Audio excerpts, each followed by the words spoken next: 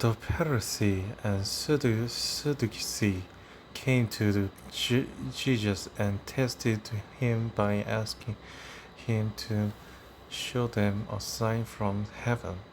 He replied, when even can come you say,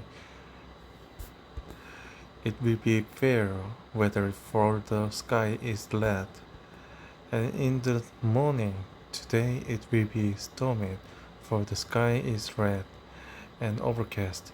You know how to interpret the appearance of the sky, but you cannot interpret the sign of the time.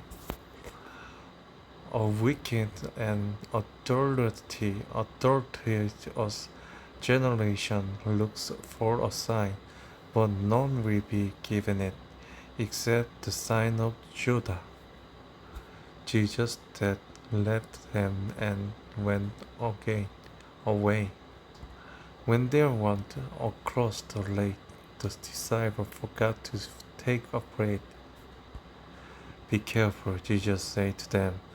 Be on your guard against the east of the Pharisee and Sadducee. They discussed this among themselves and say it be because we didn't bring any bread. Aware of the decision, Jesus asked, you of little faith, why are you talking among yourselves about having no bread? Don't you still not understand? Do you not remember the five live of the 5,000 and how many basketful you gathered? Or the seven live for the 4,000 and how many baskets you gathered? How is it, don't you understand that I was not talking to you about bread, but be on your guard against the east of the Pharisee and Sadducee? Then they understood that he was not telling them to guard against the east using bread, but against the teaching of the Sadducee and Pharisee and Sadducee. When Jesus came to the regions of the Pharisees Philippi, he asked his disciples, who do people say the Son of Man is? They replied, some say John the Baptist, others say Isaiah, and still others Jeremiah, or one of the prophets. But what about you? He asked, who do you say I am? Simon Peter answered, you are the Messiah, the Son of living God. Jesus replied, blessed are you, Simon, son of Judah, for this was not revealed to you by flesh and blood, but by my Father in heaven.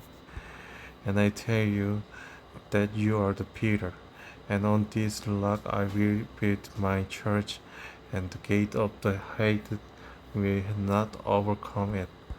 I will give you the key of the kingdom of heaven. Whatever you binded on earth will be bounded in heaven, and wherever you loosed on earth will be loosed in heaven. Then he ordered his disciples not to tell anyone that he was the Messiah.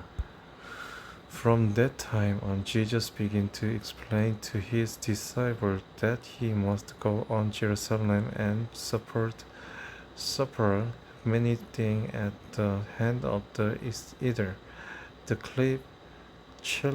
chief priest and the teacher of the law, and that he must be killed, and on the day and sorry day be raised to life. Peter looked him aside and began to rebuke him. Never, Lord, He said, "This shall not happen to you." Jesus turned and said to Peter, "Get behind me, Satan. You are the stumbling block to me. You do not have in mind the concern of God, but merely, merely human concern." Then Jesus said to his disciple, "Whoever wants to be my disciple must deny themselves and take up their cross and follow me. For whoever wants to save their life will lose it, but whoever loses their life for me will find it." What good will it be for someone to gain the whole world, yet forfeit their soul? Or what can any give in exchange for their soul?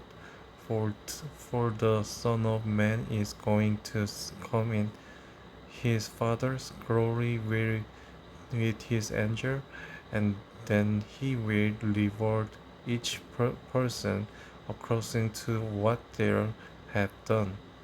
Truly I tell you, some who are standing here will not taste that before they see the Son of Man coming in his kingdom.